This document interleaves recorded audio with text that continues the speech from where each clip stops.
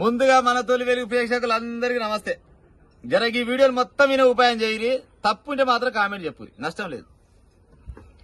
నిన్ననో ఇవాళ పేపర్లో చూసిన ఇక మంత్రివర్గ విస్తరణ అయితే అవుతుంది కదా. ఈ వారం రోజుల మంత్రి ఏమంటారు, ఇంకొక 6 స్థానాలు ఖాళీ ఉన్నాయి, అవి భర్తీ చేయాలని రేవంత్ సర్కార్ అంటుండే. అలా ఎస్సీ ఎస్టీ అంటే మాదిగోళ్ళు లంబాడి జాతికి చెందిన సోదరులు వీళ్ళంతా పోయి మాకొక మంత్రి పదవి ఇవ్వాలి సార్ అని దరఖాస్తు పెట్టుకుంటారు. చూడు ఇది ఎంత దారుణమైన ముచ్చట. మాకొక మంత్రి పదవి కావాలని దరఖాస్తు పెట్టుకోవాలనా? గాడికి దిగజారుతుంది రోజు రోజు. రాజ్యం ఏడిపోతుందంటే కర్ర ఉందో బర్రెందో అన్నట్టు సంగతి. దగ్గర 15% ఉంటాం ఎస్సీలో. మాదిగ జాతికి సంబంధించిన వాళ్ళు 15% ఉంటారు. 15% ఉన్నోళ్లకు ఒక్క మంత్రి పదవి ఇస్తేందుకు మేము అప్లై చేసుకోవాలి, దరఖాస్తు పెట్టుకోవాలనా? మరి ఇక మీరు కొంతమంది రెడ్డి సోదరులారా, మీ మనోభావాలు దెబ్బతింటే జర ఏమనుకోకరు. కానీ అందరు రెడ్డి వాళ్ళు అంటలేను, కానీ ఇప్పుడు అధికారంలో ఉన్న రెడ్డి పటేళ్ళు ఉంటారు కదా, మీ శాతం ఎంత? 10-11%. ఇది వాస్తవానికి నిన్న ఏదో లెక్క జనాభా లెక్కల ప్రకారంగా 14-15 దాకా చూపించుకోరు. కానీ మరి మీరు ఎంత శాతం ఉన్నారు? మీకు ఎన్ని మంత్రి పదవులు ఉన్నాయి? 4 మంత్రి పదవులు ఉన్నాయి వీళ్ళకు, రెడ్డి వాళ్ళకి. ఇప్పుడు 4 మంత్రి పదవులు ఉన్నాయి. ఓసీలల్లా 40 మంది ఎమ్మెల్యేలు ఉన్నారు. దగ్గర 40 మంది ఉంటారు. మరి ఎస్సీలలో ఎంతమంది ఉన్నారు? ఎస్టీలలో ఎంతమంది ఉన్నారు? బీసీలలో ఎంతమంది ఉన్నారు? మరి జనాభా ఉన్న ప్రకారంగా తీసుకోవాలా, లేకపోతే కర్ర ఉందో బైర్యాందో అన్నట్టు లెక్కన? ఇది ఎంతవరకు న్యాయం చెప్పు. ఒక్క మంత్రి పదవి ఇస్తేందుకు మీకు కళ్ళెర్రగా అవుతున్నాయంటే మీరు సామాజిక న్యాయం ఎన్నడూ చేస్తారు? ఎప్పుడు చేస్తారు చెప్పురి. ఏమన్నంటే రాజ్యాంగాన్ని మేము గౌరవిస్తాం. రాజ్యాంగాన్ని గౌరవిస్తూ మరి రాజ్యాంగం ప్రకారంగా పరిపాలన చేయాలి కదా. చేయాల పోతా. 10-11% ఉన్నోళ్ళు 40%, 40% కాదు, 40 మంది ఎమ్మెల్యేలు ఉంటారు, 4 మినిస్టర్లు ఉంటారు ఇప్పటి వరకే. ఇక మరి రేపనాడు మళ్ళీ ఒకరిద్దరికి మళ్ళీ వచ్చే ఛాన్స్ కూడా ఉన్నాయట. అంటే అడగొద్దా?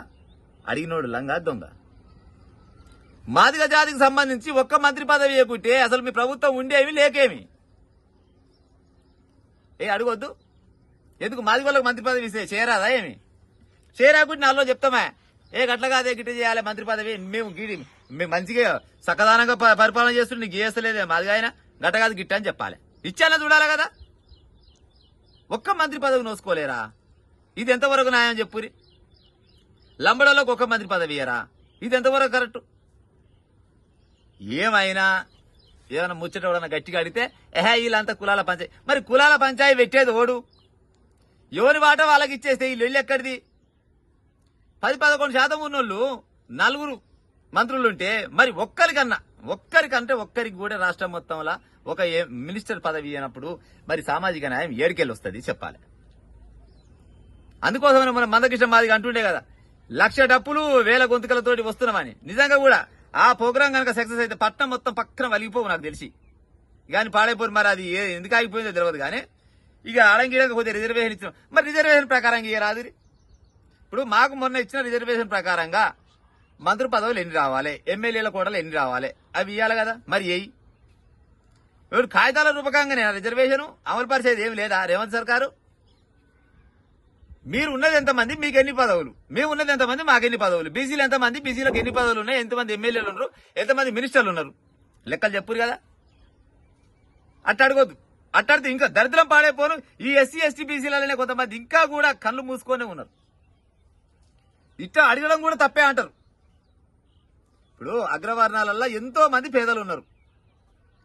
ఇప్పుడు ఈ మినిస్టర్ లెవెల్ ఉన్న ఎమ్మెల్యే లెవెల్ ఉన్న వాళ్ళు వీళ్ళందరికీ న్యాయం చేస్తారు ఏంటన్నా? చెయ్యరు. పేరుకు మాత్రం రెడ్డి.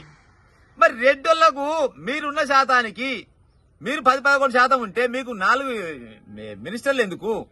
40 మంది ఎమ్మెల్యేలు ఎట్టయితారు? మరి మిగతా వాళ్ళు ఎందుకు గారు? వాడని అడిగినోడు లంగా. రేవంత్ రెడ్డి గారు నిజంగా కూడా మీకేమైనా చిత్తశుద్ధి ఉంటే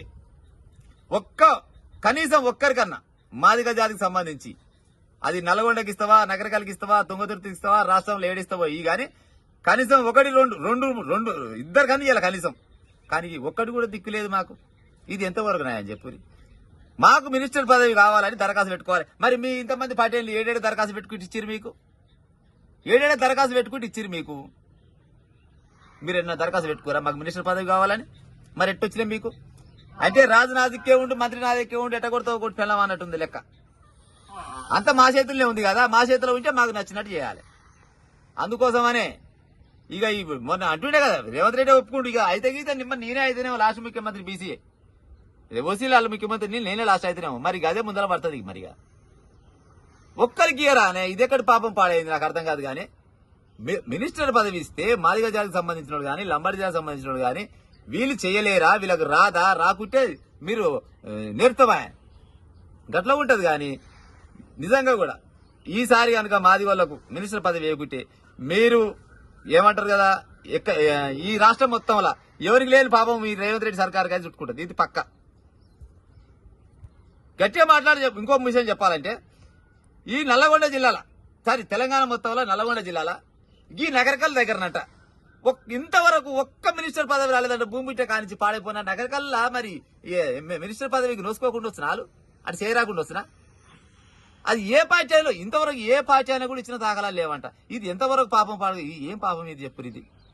లేకపోతే మందుల సామాన్లు ఉన్నాడు పక్కపోయింది పెద్ద మనిషి ఆయనకి ఈరి, లేకపోతే వేరే జిల్లాలలో మస్తుగున్నారు మాది ఎమ్మెల్యేలు వాళ్ళకి ఈరి. మీరు 40 మంది ఎమ్మెల్యేలు ఉండొచ్చు, 4 మినిస్టర్లు ఉండొచ్చు, ఇంకిద్దరు లైన్లు కట్టొచ్చు.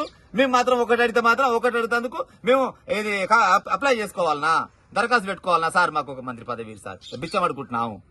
ఇదేనా న్యాయం? సామాజిక న్యాయం అంటే సమన్యాయం అంటే ఇదా? ఇది మాత్రం అన్యాయం సార్ రేవంత్ రెడ్డి గారు, ఇది మహా అన్యాయం.